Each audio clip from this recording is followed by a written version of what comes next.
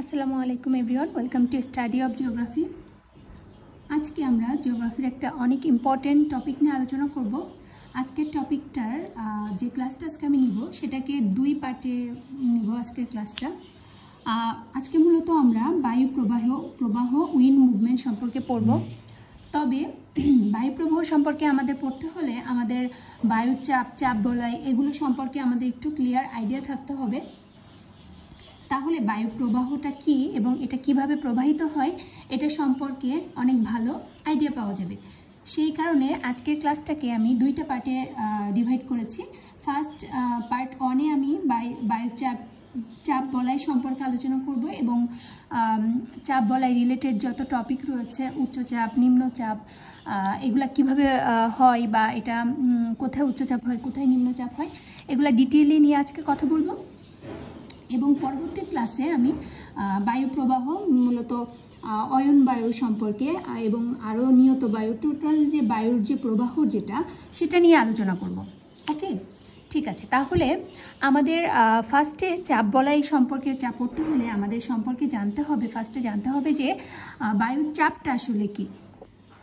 বায়ু যে চাপটা দিচ্ছে বায়ুমণ্ডলে, আমরা জানি সবাই যে বায়ুমণ্ডলের যে চাপ, তাহলে আমাদের প্রথমে যে কোশ্চেনটা আমাদের মাথায় আসবে, অ্যাকচুয়ালি আজকে আমি প্র্যাকটিক্যালি পড়ানোর চেষ্টা করব যেন আসলে এই টপিকগুলো একটু বোঝার বিষয় রয়েছে। তো যদি আসলে আমরা একটু বুঝে পড়ি তাহলে বিষয়গুলো অনেকটা ইজি হয়ে যাবে, মেমোরাইজ করার দরকার হবে না, বুঝে পড়লে ইজিলি আমরা এটা অ্যান্সারটা লিখতে পারবো। ওকে, তাহলে বায়ু আসলে কোথায় চাপ দেয় এটা আমাদেরকে বুঝতে হবে। আমরা সাপোজ এটা একটা বই, এখন যে একটা বই এটার আমি যে হাতে ধরছি, হ্যাঁ, তাহলে ধরার পরে এটার কিন্তু একটা নির্দিষ্ট ভর রয়েছে এবং ওজন রয়েছে এবং এটি কি করছে, আমার এই যে হাতের উপরে কিন্তু এটি চাপ দিচ্ছে। সাপোজ আমি যদি বইটা না ধরে একটা কলমের কথা বলি, একটা পেন আমি হাতে ধরেছি, তাহলে এটার একটা কিন্তু ভর রয়েছে, তাহলে এটা কিন্তু কি করছে, এটা আমার হাতের উপরে একটা চাপ ক্রিয়েট করছে, ঠিক আছে। মানে একটা চাপ, যেহেতু ওজন বা ভর রয়েছে, সুতরাং এটি একটা নির্দিষ্ট এটার চাপ রয়েছে। এবং তাহলে এই যে বায়ুমণ্ডলের যে চাপ, বায়ু যেহেতু গ্যাসীয় পদার্থ এবং এর ওজন রয়েছে, ভর রয়েছে, তাহলে এটা কিন্তু কোথায় চাপ দিচ্ছে, এটা আমাদের সবার মাথার মধ্যে আসতে পারে যে তাহলে বায়ুটা আসলে কোথায় চাপ। এবং আমরা কিন্তু জানি যে বায়ুর একটা উচ্চচাপ রয়েছে, নিম্নচাপ রয়েছে, ঠিক আছে। তাহলে বায়ু কিন্তু আসলে বায়ুমণ্ডলের ভূপৃষ্ঠে যে রয়েছে, ভূপৃষ্ঠে কিন্তু বায়ুমণ্ডলের যে ভূপৃষ্ঠটা রয়েছে সেই ভূপৃষ্ঠে কিন্তু বায়ুটা চাপ দিচ্ছে। আমরা যদি এটাকে একটা পৃথিবী হিসেবে ধরি, হ্যাঁ, তাহলে আমরা কিন্তু জানি যে আমরা কিন্তু যে রয়েছে এটা কিন্তু আমরা কিন্তু ভূপৃষ্ঠে বসবাস করি, তাই না। আমি যখন internal structure of the earth পড়িয়েছিলাম বা ভূ অভ্যন্তরীণ গঠন পড়িয়েছিলাম, তখন কিন্তু আমি বায়ুমণ্ডলের স্তর সম্পর্কে আমি ডিটেইলে আলোচনা করেছিলাম, ঠিক আছে। যে ভূপৃষ্ঠ, এখানেই কিন্তু মূলত আমাদের যে বসবাস সেটা কিন্তু আমরা এই ভূপৃষ্ঠে রয়েছে এবং ইন্টারনাল যে পার্টগুলো এগুলো কিন্তু বিভিন্ন গলিত বিভিন্ন ধরনের পদার্থ রয়েছে এবং এখানে কিন্তু প্রচণ্ড পরিমাণ তাপ রয়েছে। ওকে, এগুলো আমি ওই ক্লাসে ডিটেইলে আমি আলোচনা করেছিলাম। তাহলে আমরা বুঝলাম কি বায়ু যে চাপ দিচ্ছে সেটা কিন্তু আসলে ভূপৃষ্ঠে চাপ দিচ্ছে। আমরা কিন্তু পড়েছি যে ভূপৃষ্ঠ থেকে প্রায় 10,000 কিলোমিটার উপরে কিন্তু বায়ু রয়েছে, ঠিক আছে। যে ওজন এটা কিন্তু তাহলে কোথায় পড়ছে, ভূপৃষ্ঠে পড়েছে। এটা মোটামুটি ক্লিয়ার হয়েছে। এখন আমরা উচ্চচাপ এবং নিম্নচাপ সম্পর্কে ডিটেইলি পড়ব। ওকে, তাহলে উচ্চচাপ আর নিম্নচাপ বলতে আসলে আমরা কিন্তু এটা মনে করব না যে উচ্চ মানে উপরের দিকে চাপ দিচ্ছে এই জন্য উচ্চচাপ, আর নিম্নচাপ মানে কি নিচের দিকে চাপ দিচ্ছে, এরকম না কিন্তু বিষয়টা তাহলে কীরকম, যে আমি যদি দুই হাতে দুইটা জিনিস নিই, এক হাতে বই নিলাম আর এক হাতে কলম নিলাম, তাহলে আমার বুঝতে হবে যে কোনটা আমাকে বেশি ওয়েট, কোনটার ভর বেশি এবং কোনটা আমাকে বেশি চাপ প্রয়োগ করছে, ঠিক আছে। আমি স্বভাবতই আমরা বুঝতে পারছি যে বইটার ওজনটা বেশি এবং এটি বেশি নিচের দিকে কি চাপ প্রয়োগ করছে এবং কলমটার তুলনামূলক কম, তাহলে এটা কম দিচ্ছে চাপ। তাহলে এটাই বোঝা যাচ্ছে যে উচ্চচাপ মানে কি, যেটার হচ্ছে ওজনটা ওয়েটটা বেশি হবে এবং নিচের দিকে এটা চাপ প্রয়োগ করবে, ঠিক আছে। এখন ভূপৃষ্ঠে যে বায়ুটা রয়েছে এটা যে চাপ দেয় এটা কিন্তু এক এক জায়গায় এক এক রকম চাপ দেয়, এটা আমরা সবাই জানি। তো এই যে চাপের যে ডিফারেন্সটা, কোথাও উচ্চচাপ হচ্ছে কোথাও নিম্নচাপ হচ্ছে, এটা কেন হয়, এটা আমাদের স্বভাবত আমাদের মাথায় আসতে পারে যে আচ্ছা তাহলে উচ্চচাপটা কেন হচ্ছে বা নিম্নচাপটা কেন হচ্ছে। তাহলে আমি আগেই বলেছি উচ্চচাপ মানে হচ্ছে বেশি চাপ আর নিম্নচাপ হচ্ছে কম চাপ। এখন তাহলে উচ্চচাপটা কেন হবে বা এটা কেন ক্রিয়েট হবে, তাহলে যদি কোথাও বায়ুটা হচ্ছে ভারী হয়, হ্যাঁ, বায়ুটা সাপোজ ভারী হলো, তখন সেই ভারী বায়ু যদি কোথাও ক্রিয়েট হয় সেখানে হবে উচ্চচাপ। এটা মাথায় রাখতে হবে যে ভারী হলে উচ্চচাপ হবে, এবং যদি হালকা হয় বায়ুটা তখন সেটা হবে নিম্নচাপ, এটা বোঝা যাচ্ছে। তাহলে এখন বায়ুটা কেন ভারী হবে? ভারী হওয়ার কিন্তু কারণ রয়েছে। সেটা কি? বায়ুটা যদি শীতল হয়, শীতল হয়ে স্বভাবতই বায়ুটা ভারী হয়ে যাবে। আর যদি বায়ুটা উষ্ণ হয়, উষ্ণ হলে কি হয়ে যাবে? হালকা হয়ে যাবে। হ্যাঁ, এটা হলে নিম্নচাপের সৃষ্টি হবে। আরেকটা কারণ হচ্ছে যে জলীয় বাষ্প কম হলে, কোথাও যদি জলীয় বাষ্প কম হয় বা শুষ্ক হয়, সেক্ষেত্রে কিন্তু বেশি চাপ প্রয়োগ করবে এবং উচ্চচাপের সৃষ্টি হবে। এবং জলীয় বাষ্প যদি বেশি থাকে বা আর্দ্র থাকে, সেক্ষেত্রে কিন্তু নিম্নচাপের সৃষ্টি হবে। তাহলে এটা আমাদের মোটামুটি ক্লিয়ার হলো যে বায়ু কিভাবে কোথাও উচ্চচাপ হবে, কোথায় নিম্নচাপ হবে, এটা আমরা বুঝতে পারলাম। এখন আরেকটা বিষয় আমাদেরকে মাথায় রাখতে হবে যে বায়ুর যে প্রবাহটা, এটা কিন্তু সবসময় কোথায় হয়?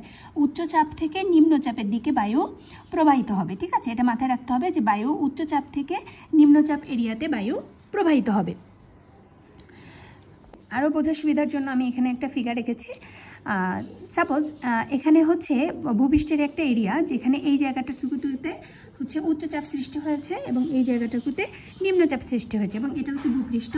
তাহলে আমি কি বলেছি? বায়ু কীভাবে প্রবাহিত হবে? উচ্চচাপ থেকে নিম্নচাপের দিকে বায়ু প্রবাহিত হবে। ঠিক আছে, তাহলে এই যে জায়গাটুকু, নিম্নচাপের এরিয়াটুকু, এখানে কি ধরনের বৈশিষ্ট্য আমরা লক্ষ্য করব? আমরা এই টাইপের বৈশিষ্ট্যগুলো লক্ষ্য করব যে বায়ু হালকা হবে, উষ্ণ হবে, জলীয় বাষ্প বেশি থাকবে বা আর্দ্র হবে। হ্যাঁ, তাহলে সেখানে নিম্নচাপ ক্রিয়েট হবে। এখন বায়ু যদি হালকা হয় এবং তার সেক্ষেত্রে বায়ুটা কি হবে? সেটা উপরের দিকে উঠবে, রাইট? কিভাবে আমরা বুঝতে পারি? আমরা যদি একটা বেলুনে গ্যাস ভরে বেলুনটাকে ছেড়ে দিই, তাহলে কি হয়? বেলুনটা কিন্তু ভূপৃষ্ঠের দিকে আসে না, সেটা কি হয়? উপরের দিকে চলে যায়, রাইট? এটা কেন উপরের দিকে চলে যায়? কারণ ওইখানে ওই বায়ুটা যে হালকা থাকে এবং সেটা চাপটা এবং হালকা হলেই সেটা কি হবে? উপরের দিকে উঠতে থাকবে। ঠিক আছে, তাহলে নিম্নচাপে যে বায়ু হালকা থাকে সেটা কিন্তু উপরের দিকে, মানে ঊর্ধ্বমুখী প্রবাহ হয়। বায়ুর যে ঊর্ধ্বমুখী প্রবাহ বা উল্লম্ব প্রবাহ হয়। ঠিক আছে, এটা মাথায় রাখতে হবে। এখন বায়ু যে উপরের দিকে উঠছে, হ্যাঁ, এই যে উপরের ওটাকে বা উল্লম্ব সঞ্চালন বলে, এবং এটাকে কি কিন্তু বলা হয়?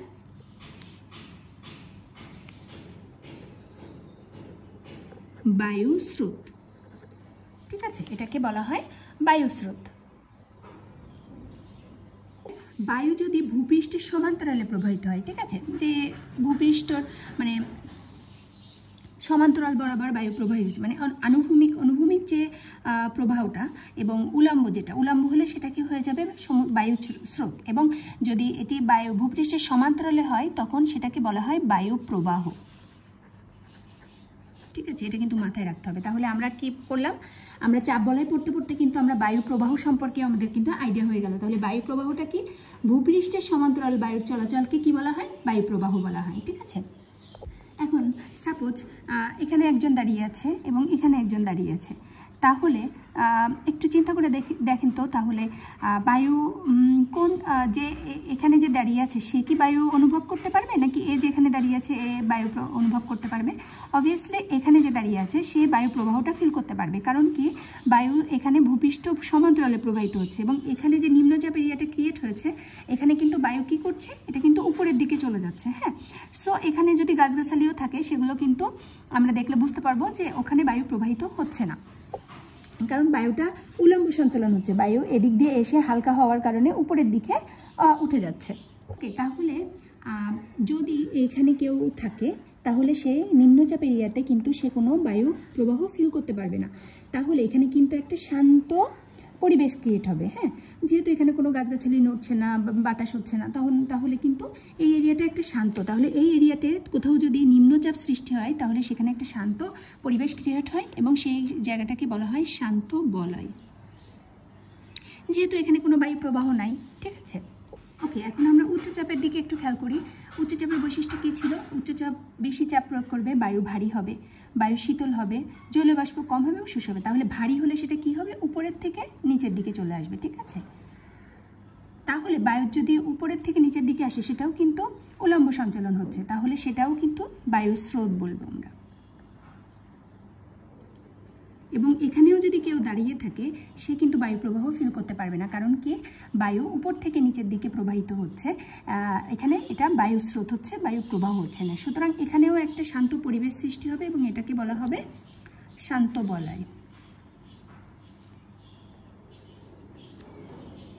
তাহলে আমরা বুঝতে পেরেছি যে উচ্চচাপ এবং নিম্নচাপে কী ধরনের বলা হয় এবং কিভাবে কি হয়।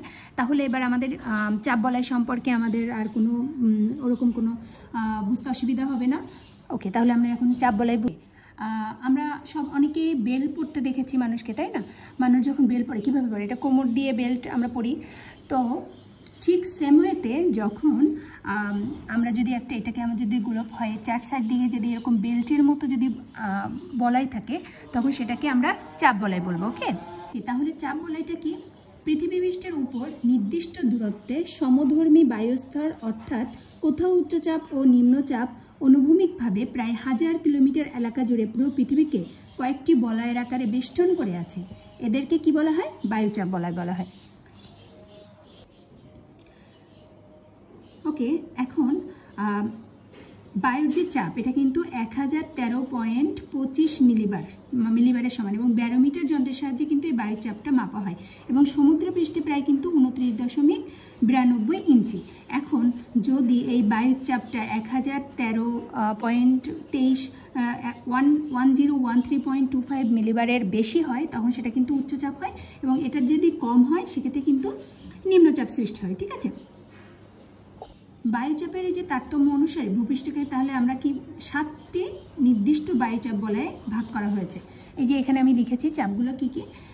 ফার্স্টে আমরা যেটা দেখব সেটা হচ্ছে এটা, এই যে এটা হচ্ছে নিরক্ষীয় অঞ্চলে নিরক্ষীয় নিম্নচাপ বলয়। ঠিক আছে, এই নিরক্ষীয় নিম্নচাপ বলয়ের ঠিক উপরে রয়েছে কর্কটীয় উচ্চচাপ বলয়।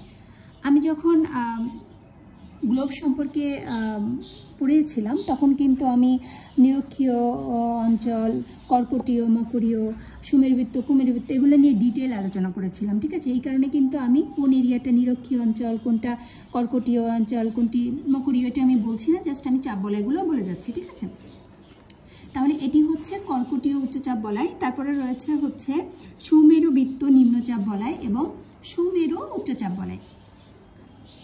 আর এই যে এরিয়াটা আমরা দেখতে পাচ্ছি এটি হচ্ছে মকরীয় উচ্চচাপ বলয়, এবং এটা রয়েছে, এটা হচ্ছে কুমেরুবৃত্ত প্রদেশীয় নিম্নচাপ, আর এটা হচ্ছে কুমেরুবৃত্ত উচ্চচাপ বলয়। তাই টোটাল এই 7টা চাপ বলয় কিন্তু রয়েছে।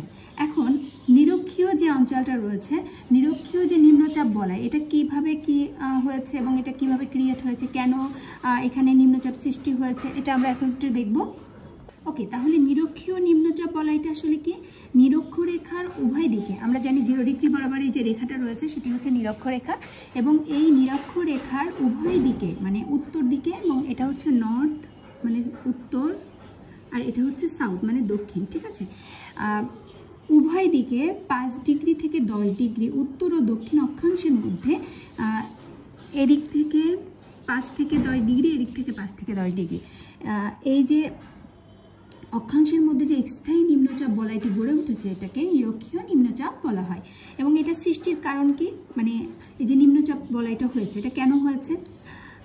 যেহেতু এই অঞ্চল আমরা এখানে কি জানি যে সারা বছর সূর্যরশ্মি কি লম্বভাবে পড়ে, হ্যাঁ, নিরক্ষীয় অঞ্চলে, তো বায়ু সারা বছর উষ্ণ এবং হালকা হয়, এবং এই অঞ্চলে জলভাগের পরিমাণ বেশি হয়, বায়ুতে জলীয়বাষ্পের পরিমাণ বেশি থাকে, ফলে বায়ু কি হয়, হালকা হয় এবং বায়ুর চাপ কম হয়। আমি কিন্তু একটু আগে এগুলা পড়িয়েছি। ঠিক আছে, আমি কিন্তু এটা বোঝার জন্য আমি কোথায় নিম্নচাপের ক্যারেক্টারিস্টিক্স কি আমি কিন্তু আগেই বলে রেখেছি, হ্যাঁ, তাহলে বোঝার জন্য সুবিধা হবে।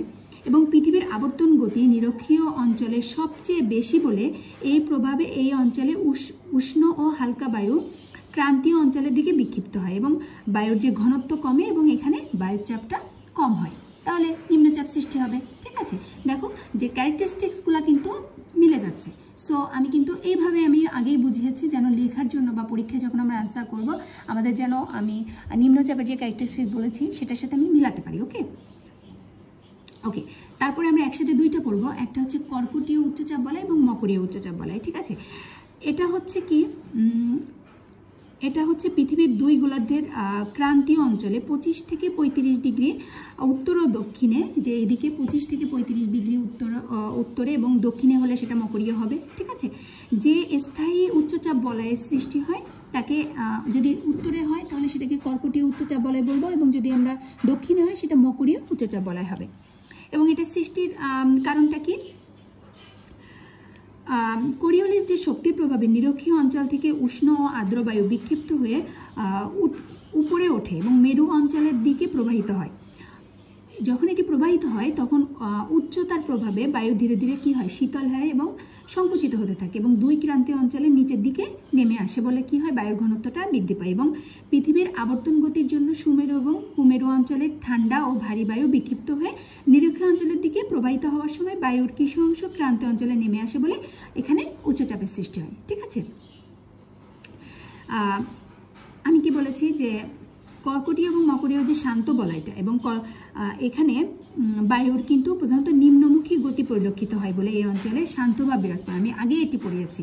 হ্যাঁ, আমি যখন বায়ু উচ্চচাপ এবং নিম্নচাপ ডিটেল আলোচনা করেছি তখন কিন্তু আমি এগুলো বলে নিয়েছি যে কেন শান্ত বলা হয় এবং কেন এটা হচ্ছে। ওকে, তারপর আমরা পড়ব হচ্ছে সুমেরুবৃত্ত নিম্নচাপ বলয় এবং কুমেরুবৃত্ত নিম্নচাপ বলয়। যেহেতু একই বিষয়টা একই, একটা হচ্ছে নর্থে একটা সাউথে বলে নামের ডিফারেন্স হচ্ছে, সুতরাং আমি দুটো কিন্তু একসাথে বলছি। ওকে, পৃথিবীর উভয় গোলার্ধের দুই মেরুবৃত্ত প্রদেশীয় অঞ্চলে 55 থেকে 65, হ্যাঁ এই যে এরিয়াটা 55 থেকে 65 ডিগ্রি উত্তর ও দক্ষিণ অংশে যে সুমেরুবৃত্ত প্রদেশীয় নিম্নচাপ বলয় সৃষ্টি হয়, এটাই হচ্ছে সুমেরুবৃত্ত প্রদেশীয় নিম্নচাপ বলয়। ওকে, তাহলে সুমেরুবৃত্ত প্রদেশীয় নিম্নচাপ বলয় এবং কুমেরুবৃত্ত প্রদেশীয় নিম্নচাপ বলয়ের সৃষ্টির কারণটা কি? দুই মেরুবৃত্ত প্রদেশে পৃথিবীর আবর্তনের গতিবেগ দুই মেরু অপেক্ষা অনেক বেশি বলে এই অঞ্চলের বায়ু ক্রান্তীয় ও মেরু অঞ্চলের দিকে ছিটকে যায় বলে বায়ুর ঘনত্বটা হ্রাস পায়। দুই মেরু অঞ্চল থেকে আগত শীতল ও ভারী বায়ু মেরুবৃত্ত অঞ্চলের পৌঁছালে উষ্ণতা বৃদ্ধির কারণে বায়ু আয়তনে বেড়ে যায় এবং বায়ুর ঘনত্ব ও চাপ কমে যায়, ফলে দুই মেরুবৃত্ত প্রদেশে নিম্নচাপ বলয়ের সৃষ্টি হয়। এবং অবশেষে লাস্ট যে দুইটা রয়েছে সেটা হচ্ছে সুমেরু উচ্চচাপ বলয় এবং কুমেরু উচ্চচাপ বলয়। এখানে কিন্তু উচ্চচাপের সৃষ্টি হয়। তাহলে এই অঞ্চলটি তাহলে কি পৃথিবীর সুমেরু এবং কুমেরু অঞ্চলে সারা বছর স্থায়ীভাবে কি উচ্চচাপ বিরাজ করে এবং এখানে উত্তর গোলার্ধে এই অঞ্চলকে সুমেরু, উত্তর গোলার্ধে হলে সেটাকে হবে সুমেরু উচ্চচাপ এবং যদি সেটা দক্ষিণ গোলার্ধে হয় সেটা হচ্ছে কুমেরু উচ্চচাপ হবে।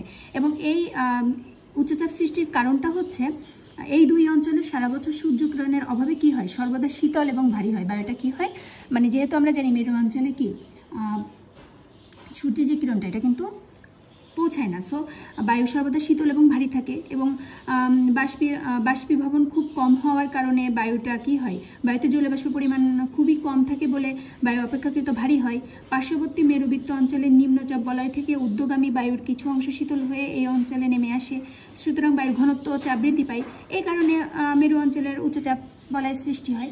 সো বিষয় উচ্চচাপের এবং নিম্নচাপের ক্যারেক্টারিস্টিক্সগুলো ভালো মতো, মানে বৈশিষ্ট্যগুলো ভালো মতো আমরা আয়ত্ত করতে পারি এবং বুঝতে পারি, তাহলে কিন্তু আমরা চাপ বলয় আমাদের টাফ লাগবে না। চাপ বলয়টা কিন্তু অনেক সময় অনেকের কাছে টাফ মনে হয়, তো আমরা যদি এভাবে পড়ি চাপ বলয়টা কিন্তু অনেক সহজ মনে হবে। ওকে, তো আজকের ক্লাসটা এই পর্যন্ত। আজকে আমি চাপ বলয় সম্পর্কে ডিটেইলি আলোচনা করেছি এবং পরবর্তী ক্লাসে পার্ট 2-তে আমরা বায়ু প্রবাহ সম্পর্কে আমরা ডিটেইল পড়ব, অয়ন বায়ু পড়ব, নিয়ত বায়ু পড়ব। ঠিক আছে, বাকি যে বিষয়গুলো রয়েছে সেগুলো আমরা ডিসকাস করব। আজকের ক্লাসটা এই পর্যন্ত। আজকের ক্লাসটা যদি সবার ভালো লেগে থাকে তাহলে লাইক, শেয়ার করে সাবস্ক্রাইব করে দিবেন। আসসালামু আলাইকুম।